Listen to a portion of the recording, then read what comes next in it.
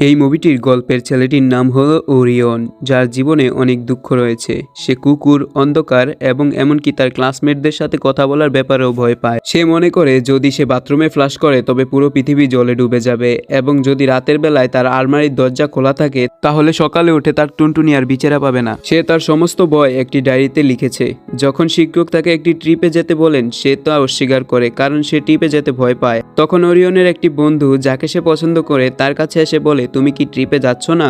আমি ট্রিপে তোমার সাথে বসবো। এই কথা শুনে ওরিয়নের মন ভেঙে যায়। সে বহুদিন ধরে তার বন্ধুকে এই কথা বলতে চেষ্টা করছিল, কিন্তু আজ তার বন্ধু নিজেই বলল।